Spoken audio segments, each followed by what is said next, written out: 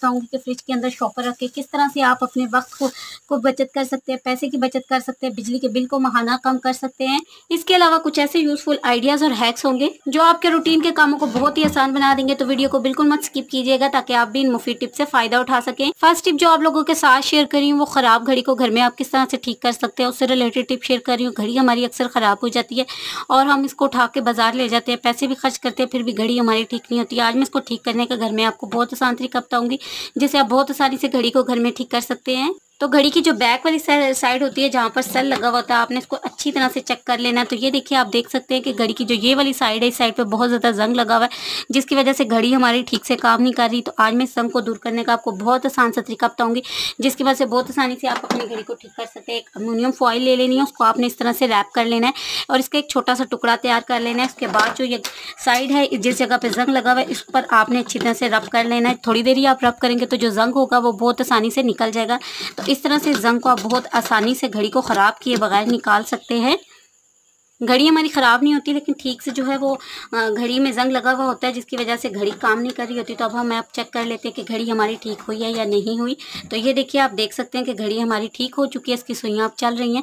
तो आप बहुत आसानी से घड़ी को ठीक कर सकते हैं। होपफुली मेरा आइडिया पसंद आया तो जल्दी से एक लाइक और चैनल को सब्सक्राइब कर दें। नेक्स्ट टिप की तरफ चलते हैं और इससे आपके पैसों की बहुत ज़्यादा बचत होने वाली है। आप अक्सर आपने देखा होगा कि हमारे पास जो सेल्स होते हैं ना वो बहुत छोटे होते हैं। अगर हमारी किसी चीज़ का सेल ख़त्म हो गया है तो जो सेल होते हैं वो छोटे होते हैं। यहाँ पर आप देख सकते हैं कि ये सेल बहुत छोटा है। तो फिर हम किस तरह से इस तरह की चीज़ों को फिक्स कर सकते हैं। आपने इस टिप को कंप्लीट देखना है ताकि आप इस छोटे सेल से भी फ़ायदा उठा सकें और आपकी कोई भी चीज़ बेकार ना जाए। आज इस छोटे सेल से घड़ी चलाने का इतना ज़बरदस्त तरीका बताऊंगी आपको कि कोई भी सेल अगर आपका छोटा है तो आप बहुत आसानी से उसको यूज़ कर सकते हैं। अल्युमिनियम फॉइल का आपने टुकड़ा ले लेना, उसको इस तरह से आपने रैप कर लेना कि ये ईजिली जो स्पेस है ना जितनी का एक्स्ट्रा उसको कवर अप कर ले। तो यहाँ पर मैंने इसको फोल्ड कर लिया, आप इसको चेक कर सकते हैं। देखिए कितनी ज़्यादा इसके बीच में स्पेस है। आपने इसको यहाँ पर कर देना और यहाँ पर आपने अल्युमिनियम फॉइल का जो टुकड़ा है उसको आपने अच्छी तरह से फिक्स कर देना है। यहाँ पर मैंने इसको फिक्स कर लिया। अब हम देखते हैं कि हमारी घड़ी चल रही है कि नहीं। तो ये देखिए, घड़ी हमारी चलने स्टार्ट हो चुकी है। इस तरह से छोटे सेल को भी आप बहुत आसानी से फिक्स करके अपनी चीज़ों को चला सकते हैं। आप एक बार फिर से देख सकते हैं कि मैंने वही छोटा सेल लगाया हुआ है और घड़ी हमारी चल रही है। तो आप जरूर से इस टिप की तरफ चलते हैं। तो ये एप्पल से रिलेटेड, अक्सर जब हम बच्चों को लंच में एप्पल काट के देते हैं तो एप्पल जो है वो थोड़ी देर बाद हमारा ब्लैक हो जाता है। तो नाइफ की मदद से मैंने एप्पल को कट कर लिया है। अब जब भी आप एप्पल काटेंगे तो छोटी सी टिप को अगर फॉलो करते हैं तो कभी भी आपका एप्पल ब्लैक नहीं होगा। आपने लगा देंगे तो कभी भी आपका एप्पल ब्लैक नहीं होगा और आप बहुत आसानी से अपने एप्पल को बच्चों को दे सकते हैं। होपफुली जो अमोनियम फॉइल से रिलेटेड है और बहुत ही ज़्यादा यूजफुल है, इंशाल्लाह आपके बहुत ज़्यादा काम आने वाली है। अमोनियम फॉइल को हम निकाल लेते हैं और निकाल के इस तरह से फाड़ रहे होते हैं, निकाल रहे होते हैं जिससे अमोनियम फॉइल भी हमारा ठीक से फटता नहीं और उसकी कुछ ऐसी कंडीशन हो जाती है।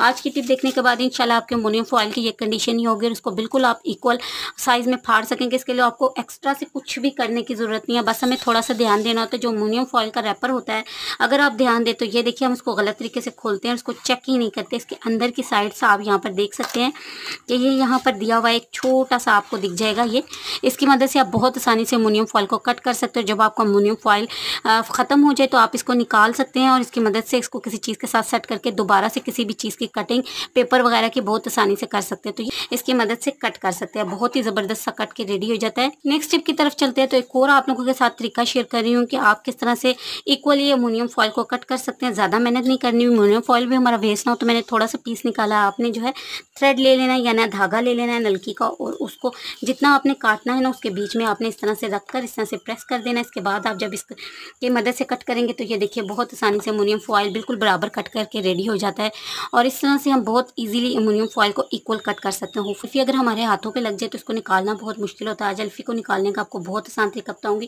काम करें, अगर वो आपके हाथों पे लग भी गया, के हाथों पर अल्फी लग गया तो आप उसको किस तरह से निकालेंगे उसके लिए मैं आपके साथ बहुत आसान तरीका शेयर कर रही हूँ। आपने ले लेना कोई सा भी तेल और जिस जगह पे अल्फी लगी उस जगह पर आपने तेल लगाना है और 2 से 3 मिनट के लिए आपने रब करना है। तो ये अल्फी जो है ना ये बिल्कुल उतरना स्टार्ट हो जाएगी, खुरदरी सी हो जाएगी और उतरना स्टार्ट हो जाएगी।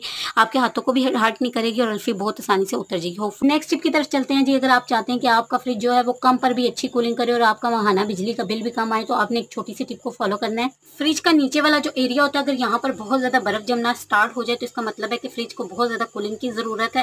नीचे जो ये वाला एरिया होता है, यहाँ पर पानी डाल के चेक कर लीजिएगा पानी निकल रहा है या नहीं निकल रहा। अगर यहाँ से पानी ना निकल रहा हो तो फिर फ्रिज को जो है ज़्यादा कूलिंग की ज़रूरत होती है, वो ज़्यादा बिजली का इस्तेमाल करता है। तो यहाँ से अगर अच्छी तरह से पानी निकल रहा है तो फ्रिज से स्मेल भी नहीं आती, सारा पानी इसमें से ड्रेन हो जाता है। और सबसे बड़ा फ़ायदा ये है कि बिजली का जो बिल है वो कम आता है, क्योंकि फ्रिज को कूलिंग के लिए कम बिजली की ज़रूरत होती है। जो आप लोग के साथ शेयर कर रही हूँ वो अंडों से रिलेटेड है। तो हमारे घर में देसी और शेवर दोनों तरह के अंडे आते हैं और इनको इस तरह से रखने वाली एक ट्रे बनी हुई होती है जिसमें हम इन अंडों को रखते हैं फ्रिज में। शेवर के अंडे साइज़ में बड़े होते हैं, देसी अंडे साइज़ में छोटे होते हैं। ट्रे में जैसे ही हम रखते हैं तो ये शेवर का अंडा जो है वो ट्रे में फंसता नहीं है, लेकिन जो देसी अंडा है वो ट्रे में फंस जाता है। उसको निकालना इसमें से काफ़ी मुश्किल होता है। आज मैं इसको रखने का आपको दुरुस्त तरीका बताऊँगी जिससे आप देसी अंडों को बहुत आसानी से निकाल सकते हैं और आपके अंडे ट्रे में फंसेंगे नहीं। इसके लिए आपने देसी अंडों को कुछ इस तरह से ट्रे में रखना है, इससे ये टूटेंगे भी नहीं और आप बहुत आसानी से इन्हें निकाल पाएंगे। तो जो मैं आप लोग के साथ शेयर करी वो फ्रिज से रिलेटेड है। तो अक्सर लोग क्या करते हैं कि फ्रिज को बंद कर देते हैं ताकि जो बिजली का बिल है वो कम आ जाए। इससे हमारे फ्रिज के ख़राब होने का खतरा होता है, क्योंकि जो उसने कूलिंग की होती है वो दोबारा से रिवर्स हो जाती है और दोबारा से उसको बिजली इस्तेमाल करके अपनी कूलिंग को सेट करना पड़ता है। आज एक ऐसा तरीका बताऊंगी कि आपको फ्रिज को बंद करने की ज़रूरत भी नहीं पड़ेगा। जो आपका माहाना बिजली का बिल है ना वो भी बहुत कम आएगा अगर आप इस छोटी सी टिप को फॉलो करते हैं। ये इस तरह के जो बैग्स हैं ये आपको मार्केट से इजीली मिल जाते हैं। अक्सर फ्रिज के साथ भी होते हैं और फ्रिज के साथ नहीं भी होते, तो आप मार्केट से इनको बाय कर लें।